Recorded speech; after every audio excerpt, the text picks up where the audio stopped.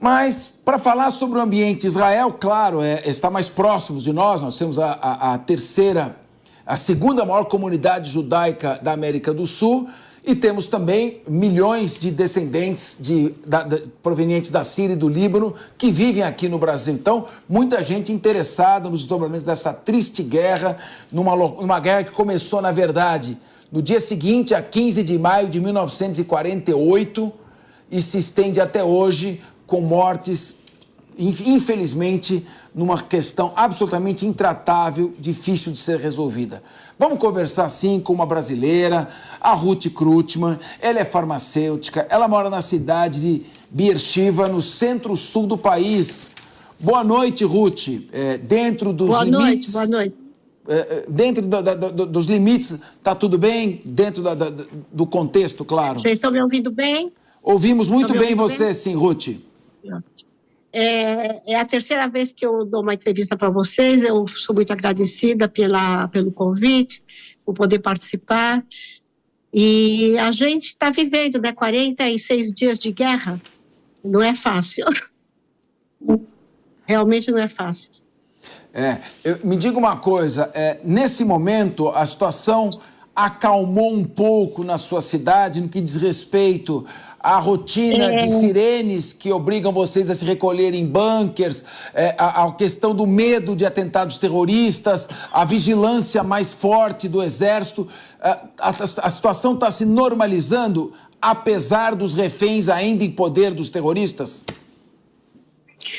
Olha, vou dizer uma coisa, a respeito dos alarmes, né? A gente ainda não tem certeza, porque faz dias que eles continuam jogando em Ashkelon. Ashkelon é uma cidade que é 1 hora de viagem de Beersheba, seria entre o sul e o centro do país. Eles continuam jogando lá direto, já faz dias. Beersheba, a última vez que a gente teve aqui um alarme, foi a semana passada, graças a Deus. Mas não tem nada certo, a gente não tem certeza de nada. Acharam aqui perto de Beersheba 2 terroristas que estavam escondidos num dos... como se diz isso? Onde moram, né, os beduínos, que são também um povo que vive aqui com a gente, estavam lá escondidos, 2 terroristas desde o dia 7 de outubro. Acharam eles essa semana. Entende que Perigo. É complicado, a gente não tem, assim, certeza de nada. Agora, Ruth, o assunto do momento, e que, no meu modo de ver, da maioria dos debatedores aqui do Linha de Frente, a prioridade número 1 deve ser a recuperação dos reféns com vida e a sua entrega aos seus familiares.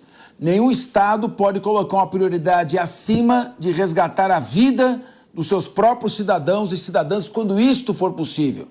Então, nesse momento, embora exista a máxima que não se deve negociar com o terrorista, toda regra deve ter a sua exceção e deve ser analisada com bom senso. Como você vê que notícias chegam aí sobre a possibilidade de um acordo para que os reféns, pelo menos parte deles, aqueles que estão com a saúde mais fragilizada, vulnerável, sejam entregues aos seus familiares?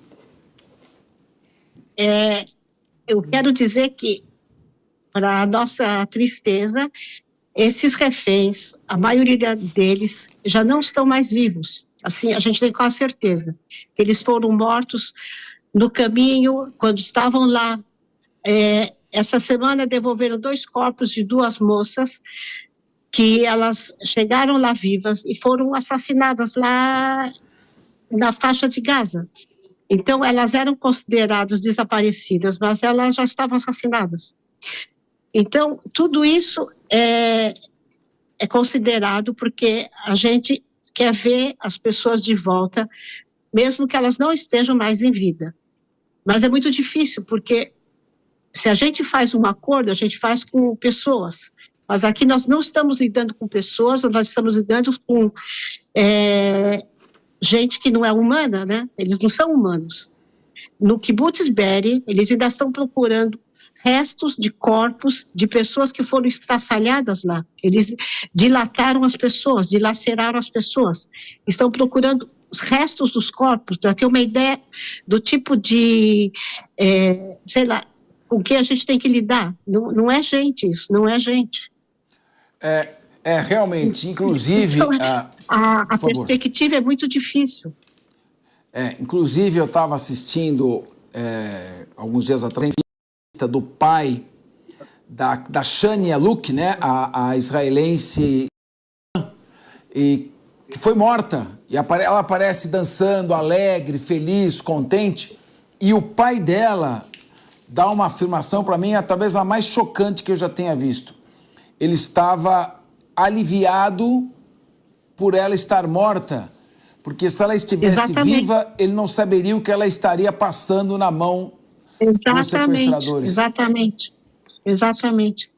As pessoas que estão lá presas, os que estão vivos, a gente tem certeza que eles estão sendo torturados, não tem nenhuma dúvida. Olha, nós temos aqui outros debatedores, o Felipe Monteiro. Sim, por favor. O Felipe Monteiro, que está inclusive na tela olhando para mim, vai fazer uma pergunta para você. Ô, Ruth, primeiro, obrigado por ter um tempinho aqui para conversar com a gente. Isso. Vamos dizer, não diria que eu estou contente, mas é um alívio poder participar para vocês o que a gente está passando aqui, entende? Isso claro. É um certo alívio, na verdade. Eu torço que vocês vivem dias melhores aí em Israel, né? Então, minhas energias positivas para vocês, que tudo termine da melhor forma possível. A minha pergunta é a seguinte, né? Você vê algum tipo de mudança desde o dia 1 que iniciou essa guerra até o dia de hoje em relação ao sentimento das pessoas na rua, em relação aos mantimentos de produtos no mercado? Está faltando, não está faltando? Porque a gente sabe que o período de guerra, né, é muito complicado a questão do abastecimento e a questão também do dia a dia das pessoas, né, na rua em geral, né? Eu trabalho numa farmácia particular farmácia, a gente dá tratamento para as pessoas, remédios. Muitas pessoas vêm aqui, eles não têm dinheiro para comprar os remédios. No começo da guerra, a gente ainda conseguiu dar uma parte do tratamento gratuitamente. Mas agora já não tá mais sendo permitido isso. Então, a gente abaixou os preços. Então, as pessoas, os pacientes vêm e eles recebem o tratamento deles por um preço mais barato. Mas, mesmo assim, ainda tem muita gente desempregada, muita gente que trabalha como freelance, que ele também está sem emprego, quem está sem trabalho. Os eles também estão meio vazios, porque a gente não recebe o transporte, né, da mercadoria. Na minha farmácia, eu recebo a mercadoria uma vez por semana, porque os motoristas, eles estão na guerra, eles são soldados. Então, eles foram convocados em uma situação de emergência, então não tem quem traga para cá, para o sul, os medicamentos. Entende? É uma situação muito difícil. Nós temos aqui também o João Bellucci, que é o parente menos famoso e menos bonito da atriz Monica Bellucci, aquela atriz italiana. Está aqui nos honrando também. É um grande professor, especialista no Oriente Médio e, quando não está conversando com a prima, está aqui nos dando a honra da sua presença. Ele quer fazer uma pergunta a você. Obrigado. Ruth, por favor. Toda a nossa solidariedade. Boa noite, boa tarde. Boa noite e boa tarde. Toda a nossa solidariedade à senhora e toda... Nós estamos falando aí, em Israel são 19 horas e 45 minutos, mas aqui no Brasil, exatamente. 14 horas e 45 aqui no Brasil. João Bellucci. Isso aí à noite e aqui ainda é tarde. Perguntar para a senhora, porque Israel sofre, né, a senhora e todos os israelenses, sofrem com um turbilhão de sentimentos, né? O luto, a dor, a ausência das pessoas, a esperança de que existam pessoas vivas. E é um povo muito solidário, o povo judeu. A gente percebe isso mundo afora, no Brasil principalmente. Como que é esse cordão de solidariedade entre as pessoas, entre os órgãos públicos, para essas pessoas que estão na esperança, como a senhora disse, dos sequestrados, mas que a gente sabe que, no fundo, a maioria provavelmente já estão mortos. Exatamente, Olha, vamos dizer uma coisa, Israel é um país muito pequeno. O número de habitantes aqui chega talvez a 10 milhões de habitantes. E, fisicamente, a localização realmente é um país pequeno. Então, o que acontece aqui no sul e o que acontece no norte é como se estivesse acontecendo com a gente. Todo esse tempo, todas as ataques que tiveram aqui para o sul, antes de começar a atacar Tel Aviv e começar a atacar o norte do país, a gente tinha muita solidariedade de todos os habitantes. Eu recebo aqui na farmácia, recebi essa semana um presente de uma companhia de remédios. Eles mandaram para a gente um presente como assim demonstração de carinho que eles têm com a gente. E assim, o tempo todo, na rua, eu trabalho em 2 farmácias, na verdade. E numa farmácia que eu trabalho, vem muitos soldados, porque eles agora têm o tratamento deles de remédio de graça, em todas as farmácias particulares.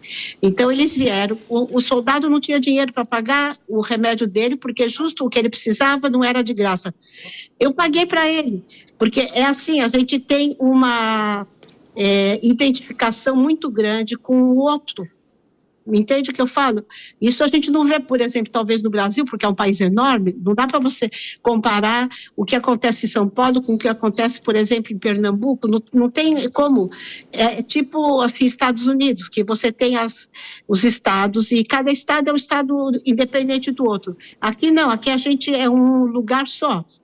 Então, a solidariedade é muito grande e com os sequestrados, todos os dias tem fotografias deles por todo o país, por toda a rede de comunicação e entrevistando as pessoas e realmente, assim, geralmente, e conversando com eles, assim, tentando dar amparo para eles. Porque essas pessoas não dormem já faz 1 mês e meio. Vocês sabem onde que estão os parentes deles? Não vamos esquecer que tem lá bebês, tem crianças, tem gente muito doente. Ruth, ninguém sabe disso. Eu participei de uma vez de uma negociação de sequestro que durou 37 dias. Para quem não está sequestrado, já parece uma eternidade. Agora, 46 Exatamente. Dias para quem está lá, isso é uma coisa que nunca vai apagar da memória. Inclusive, a vítima do sequestro foi libertada e, anos depois, deprimida, pôs fim à própria vida. Eu espero que não seja, que corra tudo bem. Ruth, eu quero agradecer muito a você, quero desejar uma boa noite, agradecer muito a sua entrevista, as suas palavras. A gente torce para que os reféns retornem com segurança, torce para que as famílias encontrem forças para retomar a sua vida e torce também para que as pessoas, as crianças, as mulheres, os civis palestinos que não estão envolvidos, pelo menos diretamente nesse ataque, também sejam poupados, porque é muito triste ver inocentes morrendo dessa maneira aí no Oriente Médio. Eu posso adicionar só uma palavrinha? Claro. Os habitantes da faixa de Gaza, eles são simplesmente prisioneiros de um movimento terrorista. Eles são gente boa, eles não têm nada a ver com essa guerra e nada a ver com esse terrorismo. Tanto que quando o exército de Israel fez como se diz, uma passagem para eles deram um corredor humanitário. Um corredor humanitário. Exatamente. Eles até agora eram prisioneiros do Hamas. Então, quando Israel fez essa faixa humanitária para eles passarem, eles vieram correndo. Sabe onde que acharam as duas últimas moças que estavam mortas? Dentro do hospital. Eu já tinha falado isso na minha outra entrevista. Eles usam hospitais, usam escolas como quartel deles.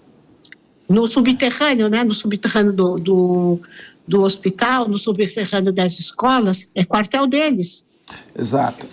E sem o surgimento de uma coisa terrível. Sem o surgimento de uma liderança moderada que aceite dialogar em termos racionais, não haverá paz para o povo palestino e acredito também... Exatamente. Não e nem segurança para Israel, não é?